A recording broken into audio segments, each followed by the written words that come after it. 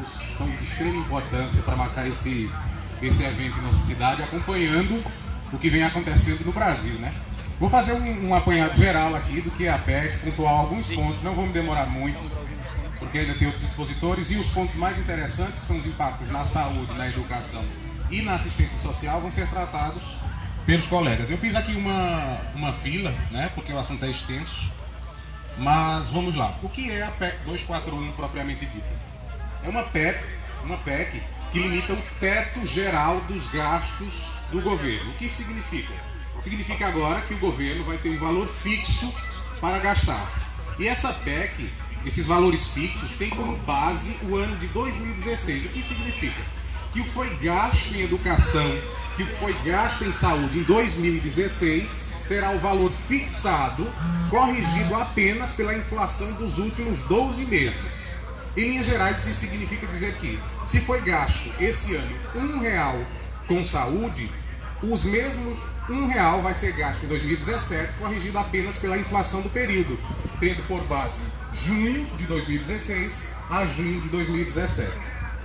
E o que isso significa dizer? Outra coisa que a PEC traz é a desvinculação dos gastos de saúde e educação das receitas do governo. O que significa? Na Constituição de 1988 foi estabelecido um valor fixo nas despesas do governo para educação e para saúde.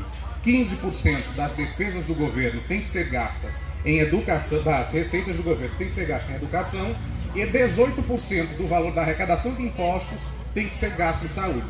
Isso significa dizer o quê? Significa dizer que se o país está crescendo, os gastos com educação e saúde acompanham esse nível de crescimento. A PEC então traz um instrumental que desvincula esse patamar de investimento mínimo do crescimento da economia, ou seja, das receitas do governo. E isso vai trazer problemas distributivos muito graves, mas isso eu vou deixar para os colegas debaterem. Outra coisa, uma das defesas da PEC, dos defensores da PEC, defende que a PEC irá controlar juros, servirá, controlando o gasto primário do governo, você vai controlar juros.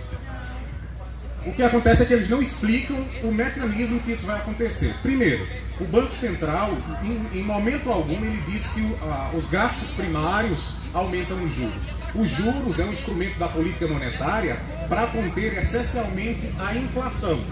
E aqui nós entramos em um outro problema. A inflação brasileira, ela não é uma inflação de demanda. E o que significa inflação de demanda? Primeiro, o que é inflação? Inflação é o aumento generalizado dos preços. Quando todos os preços da economia aumentam de forma uniforme, tem-se inflação. E isso, por que isso acontece? No momento de aquecimento da economia, quando a demanda está aquecida, você tem crédito, você compra mais você tem... as empresas estão crescendo. Isso não acontece no Brasil. A inflação no Brasil é um problema de preços controlados. Que preços controlados? A inflação no Brasil foi puxada essencialmente pelo aumento dos gastos em energia elétrica, né, que aumenta os gastos da indústria, foi puxada principalmente pelo aumento dos gastos em combustível, né? Então não é uma inflação de demanda. Então os juros, o argumento que os juros são para controlar a inflação, os juros não influenciam sobre esses preços controlados. O aumento de alguns alimentos puxou a inflação também. Essencialmente porque o agronegócio é o carro-chefe da agricultura, do Ministério da Agricultura no Brasil. Hoje nós não temos uma política efetiva que contemple o agricultor familiar, de onde vem mais de 80% da comida que está na nossa mesa. Então, sem ter subsídios, esses agricultores, de alguma forma, sofrem com as sazonalidades, sofrem com algum problema que acaba fazendo pressão nos preços desse alimento, que são centrais na mesa do trabalhador. Isso contribui para a inflação. Então, juros, a taxa Selic, que é a taxa central de juros da economia, ela não influencia nesses preços. Então, dizer que você está aumentando a taxa de juros para conter a inflação é uma falácia, porque a nossa inflação não é uma demanda. E qual seria o mecanismo de aumentar a taxa de juros para conter a inflação? Quando você aumenta os juros, você aumenta o preço da moeda. Ao aumentar o preço da moeda, você aumenta também o custo do crédito. As empresas com uma taxa de juros alta não vão atrás de crédito. Isso acaba limitando a capacidade de desenvolvimento e crescimento da economia. Outro ponto importante que a PEC traz é quando eles defendem que recolocar a economia, que a PEC irá recolocar uma economia em uma trajetória de crescimento controlado a longo prazo. É outra falácia. Por quê?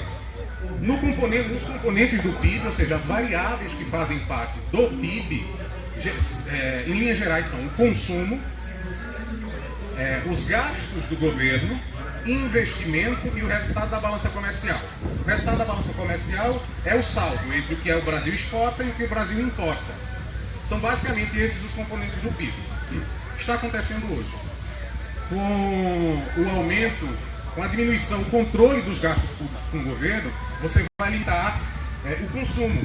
Haverá uma queda de renda, uma queda real de renda no Brasil. Ao cair a renda, vai cair o consumo. Então, ao cair o consumo, você acaba declinando um dos componentes principais do PIB do Brasil. Outra coisa, como eu falei, é caro, porque os juros da taxa Selic estão lá em cima. Então, você limita o investimento privado na economia. Então, o que restaria para a economia crescer? Os gastos públicos. Mas agora eles estão querendo congelar os gastos públicos por 20 anos. Outra coisa que é negligenciada pelo Banco Central é a taxa de câmbio.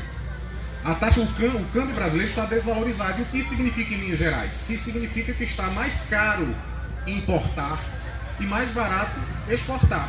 E isso novamente afeta um dos componentes principais, que é a balança comercial, que afeta o produto. Então não se explica como é que diminuindo, estagnando os gastos do governo, o gasto real do governo, ele apenas vai crescer em termos nominais, quando somente o que foi corroído pela inflação, eles não explicam como isso vai afetar, vai conseguir fazer com que o PIB cresça a médio e longo prazo. Outra falácia da PEC 241 diz respeito que ela pretende congelar, estabilizar a dívida pública por meio do controle dos gastos públicos. Como? Primeiro, é preciso entender o que é dívida pública. O país, o Estado, o município, ele tem, principalmente o governo central, tem duas formas de financiar basicamente. Primeiro, tributos, ou ele aumenta o tributo, né? Então ele tem um aumento de receita, e segundo, ele emite títulos públicos. E aí mora a ideia da dívida pública. Quando o país precisa de um aporte de receitas, ele vai lá no mercado monetário, isso é uma política monetária, vai lá e coloca os títulos públicos à venda. E significa que ele está pegando o seu dinheiro, ou seja, tirando o dinheiro da economia e entregando você uma carta de crédito que vale juros. E esses juros está atrelado à taxa Selic, que atualmente está em 14%, a mais alta do mundo. E significa que ele, no final do período daquele título, vai ter que pagar uma taxa de 14% ao dono, ao seu credor. Daí o aumento da dívida pública. Se a taxa Selic aumenta o pagamento dos juros da dívida. E quem essencialmente compra esses juros da dívida? Quem é o principal beneficiado com o aumento dos juros no Brasil? É o trabalhador? É o empresário que tem que pegar empréstimos a altas taxas de juros? Não, são os rentistas, os bancários que vivem às custas do Estado. E você pensa, por exemplo, não sei se vocês viram o último balanço trimestral do Itaú, mesmo em tempos de crise, o Itaú teve um lucro de 5,31 bilhões de reais. Por quê? Porque esse lucro está atrelado principalmente à taxa de juros da economia. Como eu falei, a justificativa de controle inflacionário via taxa de juros, hoje no Brasil não tem respaldo. Por quê? Justamente por causa disso. Nós não temos uma inflação de demanda. A nossa inflação é essencialmente por erros do governo. E aqui não se isenta o governo anterior.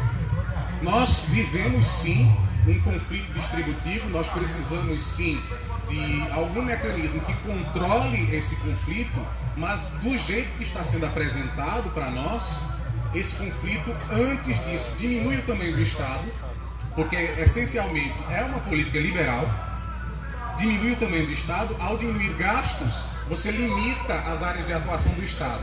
Então ela está diminuindo o tamanho do Estado. Ao limitar gastos para os três poderes, você também põe em xeque a autonomia desses três poderes. Existe uma defesa que quem vai limitar, fixar esse limite é o Congresso, né? Mas você não se engane, o Congresso, no Congresso, membros do Judiciário, membros do Legislativo, que são as áreas que serão contingenciadas também, têm maior poder de lobby do que nós, trabalhadores. Nós não temos um poder de lobby como eles têm, então os gastos deles vão ser aumentados sobremaneira em detrimento dos nossos gastos. Outro problema é que essa PEC não se sustenta a médio e longo prazo sem uma reforma previdenciária. Por quê? Hoje vamos limitar os gastos do governo. No patamar de hoje, os gastos do governo estão em algo entre 19% e 20% do PIB nacional. 8% desses gastos são em relação à Previdência Social. E está desconsiderada na PEC, porque ela tende a vigorar por 20 exercícios financeiros, ou seja, 20 anos. Está implícito aí, eles não estão considerando a taxa de crescimento populacional nem o envelhecimento da população brasileira.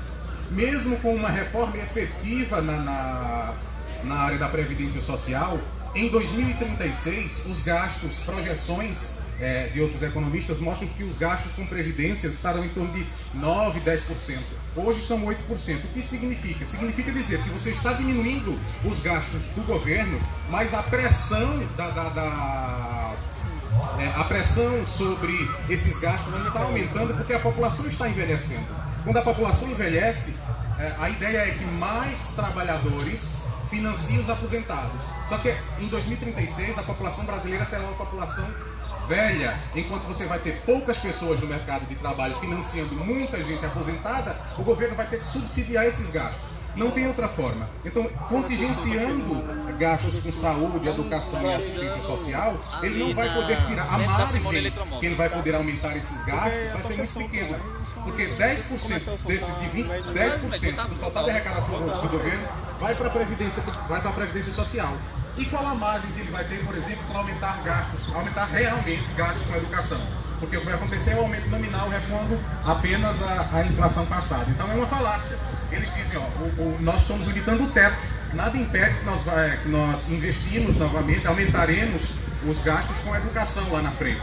Impede, porque se você tem outras despesas, hoje no Brasil, 87% das despesas são obrigatórias. 87% dos gastos públicos são obrigatórios. Então você não tem margem para aumentar no futuro um gasto se você tem uma lei para seguir que obriga você a investir em outras áreas. Então é mais uma falácia da PEC. As despesas com o que se pergunta é o salário mínimo vai ser afetado? Possivelmente. Possivelmente. Por quê? Porque a PEC prevê o seguinte: quando o governo chegar no teto dos gastos públicos, ele tem 10 mil reais para gastar. Quando chegar no teto dos 10 mil reais, não pode haver aumento real do salário mínimo, porque isso vai criar novo déficit. E a ideia é você controlar o déficit público. Então, quando eles chegarem no patamar máximo que eles podem gastar, o salário mínimo vai ser reajustado pela inflação. Ora, se isso acontecesse hoje, seu salário mínimo seria ajustado em, salvo engano, a inflação está em 8,6%. Então o salário mínimo seria reajustado em 8,6%. Isso significa um ganho real? Não. Isso significa simplesmente que foi reposta a perca que você teve no ano anterior. Uma forma de nós sentirmos isso é ver como os preços dos alimentos sobem no mercado, como os remédios sobem no mercado, acima inclusive da inflação. Fala-se muito da relação dívida-PIB, que no Brasil está prestes a chegar em 80%. Mas ignora-se, por exemplo, que a relação dívida-PIB americana está em 104%, a relação dívida-PIB europeia está em 80% e a relação dívida-PIB no Japão está em 230%. Então, por que no Brasil nós temos um conflito fiscal e nesses países não se fala em conflito fiscal? Basicamente porque nós temos uma lei restritiva que impede que bancos públicos emprestem ao próprio governo. Nos Estados Unidos, por exemplo, bancos públicos, o Federal Bank empresta a 2% de juros ao governo americano. Isso faz com que o montante de moeda da economia gire.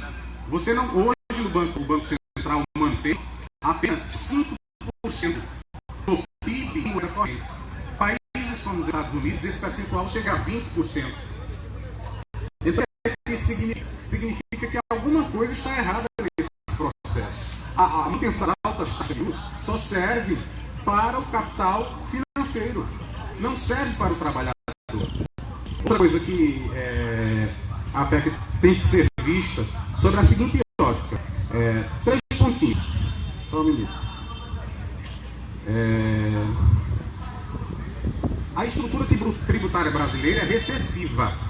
Existem outros meios de você fazer essa reestruturação fiscal. Hoje a estrutura tributária brasileira é recessiva. O que significa? Significa que a maior carga dos impostos está sobre o consumo e está sobre a produção. Em termos gerais, significa que a pessoa tem uma renda mensal de R$100, vai pagar o consumo do assalariado. Isso faz com que a carga tributária pese sobremaneira sobre o trabalhador, né? Sobre o cidadão comum. Hoje nós temos o conflito distributivo, ele está em cima basicamente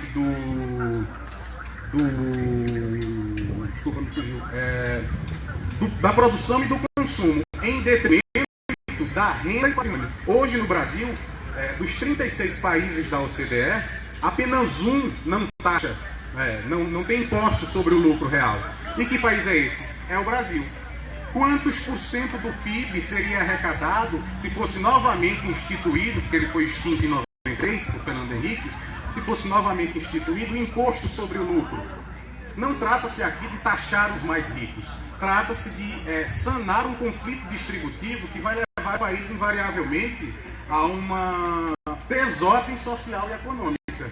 Você taxar as maiores rendas não é onerar os mais ricos, é dar essencialmente chances dos mais pobres também se desenvolverem. Outra questão diz respeito às despesas com juros da dívida pública no Brasil, são algo em torno de 9% do PIB. O que significa? Significa, por exemplo, que as despesas, o que o governo gasta pagando os juros e as amortizações da dívida pública é 3 vezes, por exemplo, o orçamento da educação. É 2 vezes e meia o orçamento da saúde. É quase 7 vezes maior o orçamento da Seguridade Social. O que nós hoje no Brasil nós somos um dos países do mundo, em termos setoriais, em termos de matéria-prima, mas nós queremos taxar o cidadão em detrimento das pessoas mais ricas. O que acontece? Essa alta taxa de juros asfixia a indústria, põe a rentabilidade do salário mínimo, porque uma das coisas, não se engane, essa PEC é apenas o primeiro passo. Essa PEC não se sustenta sem uma reforma tributária e uma reforma trabalhista. E reforma tributária, reforma previdenciária e reforma trabalhista, essencialmente vão mexer em direitos básicos do cidadão. O que significa? Significa que, por exemplo, uma das medidas da próxima reforma trabalhista vai ser desvincular as aposentadorias e o salário mínimo. Em termos gerais, o que significa? Significa que o salário mínimo vai crescer, mas os postos vão ter o mesmo reajuste. Né? Por quê? É uma tentativa, novamente, de fazer o cidadão trabalhador pagar por erros de um governo que não tem compromisso nenhum com a sustentabilidade socioeconômica de um país. Então, a mensagem que eu queria deixar é a seguinte: um dos países mais ricos do mundo, faltam recursos para as áreas essenciais, saúde, educação. Por que isso acontece? Nós somos um dos países mais ricos, mas, no entanto, queremos cortar exatamente da parte mais fragilizada do país. Eu não entendo, não cabe na minha cabeça as pessoas que defendem a PEC. Quais as alternativas à PEC, por exemplo? Nós poderíamos taxar as grandes fortunas, seria, mais uma vez aqui, isso não é nada contra os ricos. Outra coisa, as amortizações da dívida, porque o banco simplesmente não baixa a taxa de juros. Isso teria uma série de implicações, é fato, mas seria bem menos oneroso para o cidadão do que o formato dessa PEC traz hoje. A PEC traz em seu bojo a possibilidade de ser revista daqui a 10 anos, ou seja, daqui a 10 exercícios financeiros, que nós poderíamos rever o cálculo desses, para mais ou para menos, o cálculo desses percentuais. Era essa a mensagem que eu queria deixar. Não se enganem, não tomem para si opiniões alheias sem conhecer a efetividade do mal que está nos sendo proposto. Proposto não, porque essa PEC vai ser invariavelmente aprovada. 2 turnos já passou na Câmara, faltam 2 turnos e ela está com caráter de urgência. Antes do dia 15 de dezembro, essa PEC está aprovada, em 2017 será implementada. A mensagem que fica para nós é se nós vamos aceitar isso. Alguns analistas mais radicais defendem que isso pode levar, inclusive, a desordem social, à beira de uma guerra civil. E hoje nós temos exemplos, principalmente ligados à juventude, na área da educação, a ocupação de várias universidades, de várias instituições. Mas eu vou parar por aqui. O debate vai ser aberto, se alguém quiser fazer pergunta, eu vou deixar o companheiro João falar, porque aí vai ser pontuado agora as questões relativas à saúde, posteriormente as questões relativas à educação e à assistência social. O microfone será aberto depois.